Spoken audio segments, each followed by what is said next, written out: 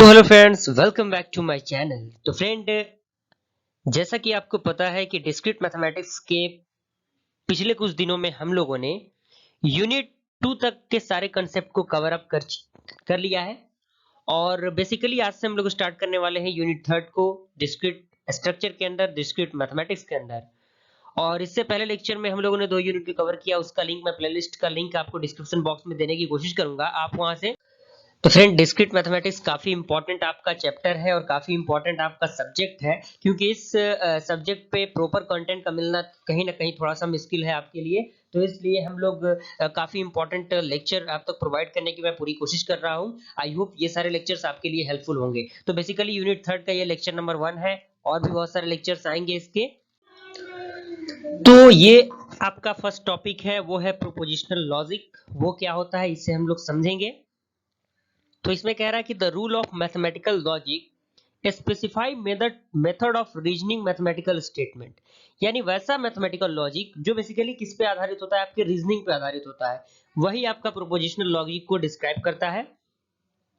The Greek philosopher Aristotle was the pioneer of logical reasoning, यानी जो Greek philosopher थे वो क्या थे, एक प्रकार के लॉजिकल रीजनिंग के का बहुत बड़े ज्ञाता थे।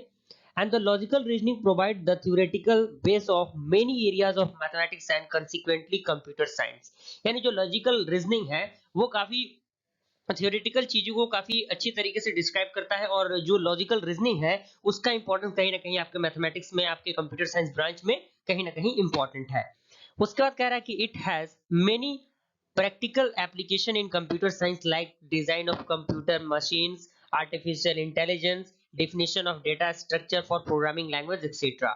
यानी जो प्रैक्टिकल एप्लीकेशन है आपके प्रोपोजिशनल लॉजिक के, जिसमें लॉजिक यूज किए जाते हैं, वो आपका यूज होता है मशीन लर्निंग में, आर्टिफिशियल इंटेलिजेंस में, डेटा स्ट्रक्चर में आपके यूज किए जाते हैं। डेटा स्ट्रक्चर का भी वीडियो लेक्चर प्रोवाइड है, वहां से आप उसको चेकआउट कर सकते हैं। कहीं ना कहीं आपका ये डिस्क्रीट स्ट्रक्चर और डेटा स्ट्रक्चर एक दूसरे से इंटरकनेक्टेड है, कुछ टॉपिक उसमें कॉमन मिलेंगे आपको। उसके बाद हम बात करें प्रोपोजिशनल लॉजिक के एक और पॉइंट के बारे में। तो propositional logic is concerned with statement to which the statement true और फॉल्स, यानी कौन सा स्टेटमेंट ट्रू है और कौन सा स्टेटमेंट फॉल्स है, एंड कैन बी असाइंड, और किससे हम किस तरह से उसे असाइन कर सकते हैं। The purpose is to analyse these statement there individually और in a composite manner. Propositional logic की अगर हम मैथमेटिकल स्टेटमेंट की बात करें, मैथमेटिकल डेफिनेशन की बात करें, तो उसमें है कि is a proposition is a collection of declarative statement that has either a truth value true and a false, and a propositional consists of propositional variables and connectivities, and we denote the propositional variables by capital letters a and b, यानी propositional जितने भी variable होते हैं उन्हें हम a और b से denote करते हैं, और जो स्टेटमेंट ट्रू होता है उसे हम ट्रू लिखते हैं, और जो फॉल्स होता है उसे हम फॉल्स लिखते हैं। The connect the prepositional variables, यहाँ पे सम एग्जांपल है आपके प्रोपोजिशंस के, जैसे मैन इज मॉर्टल, तो ये आपका क्या है, एक प्रकार का ट्रू स्टेटमेंट है, तो it is true statement, that value आपका क्या होगा, ट्रू होगा। और यहाँ पे आपका दिया हुआ है 12 + 9 इज इक्वल टू 3 - 1, 3 - 2, तो कहीं ना कहीं ये फॉल्स स्टेटमेंट है, तो इसके लिए फॉल्स यूज होता है। ओके, उसके बाद आपका आता है first order logic. First order logic क्या होता है, तो उसमें कह रहा है कि first order logic models the world in term of, सबसे पहला है आपका ऑब्जेक्ट, दूसरा है प्रॉपर्टीज, थर्ड है आपका रिलेशन, उसके बाद फोर्थ है आपका फंक्शन। ऑर्डर्स में क्या, ऑब्जेक्ट में क्या है, which are things with individual identities, कुछ चीजें जो इंडिविजुअल आइडेंटिटीज को कैरी करते हैं, and properties of subject that distinguish them from other object, और relation that hold among set of object, जो सेट ऑफ ऑब्जेक्ट के प्रॉपर्टी को दर्शाता है, and function which are a subset of relations where there is only one value for any given input.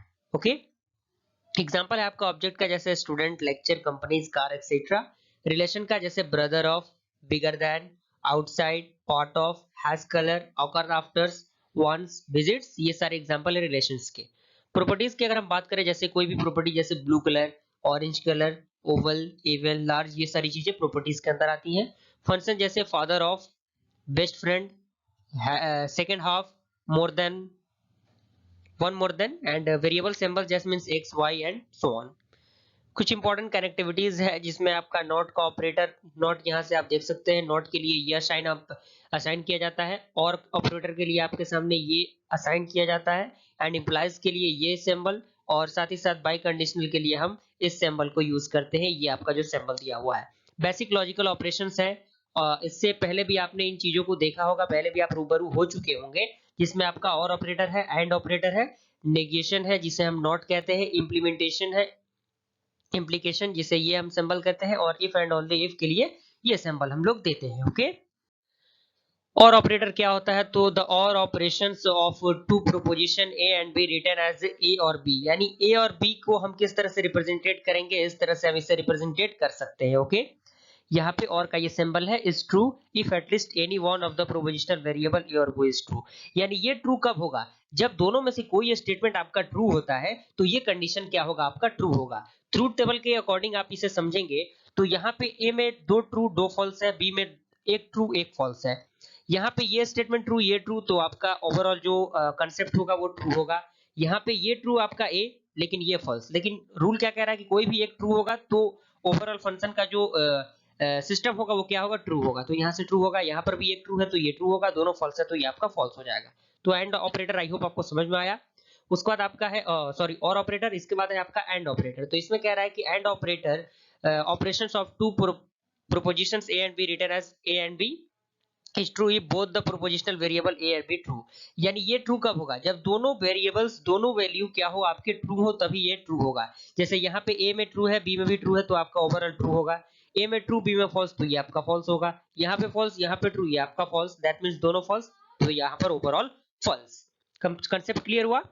उसका बाद हम बात करें निगेशन की, जिसे नॉट कहते हैं हम लोग। The negation of proposition A written as, ये आपका निगेशन का सिंबल है, is false when A is true and is true when A is false, यानी फॉल्स कब होगा? जब ए ट्रू होगा, और ए ट्रू कब होगा? जब ए फॉल्स होगा, यानी अपोजिट इसमें चलता है। जैसे ए ट्रू है तो आपका निगेशन फॉल्स होगा, अगर ए फॉल्स है तो निगेशन ऑफ ए क्या होगा? ट्रू होगा।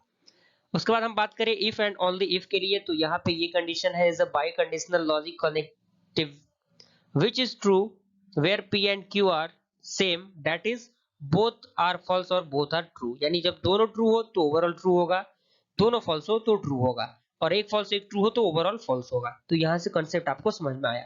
तो फ्रेंड आज के लिए हम लोग इतना ही रखते हैं। ये लेक्चर 1 था डिस्क्रीट स्ट्रक्चर के आपके जो थर्ड यूनिट है उसका। इससे और भी बेहतर लेक्चर हम लोग लाने की प्रोवाइड करने की कोशिश करेंगे। तो फ्रेंड आई होप ये वीडियो आपको पसंद आए। वीडियो पसंद आए वीडियो को लाइक जरूर कीजिए, और चैनल पर बनाए चैनल को सब्सक्राइब कीजिए। फिर मिलते हैं अगले वीडियो में, तब तक के लिए थैंक यू।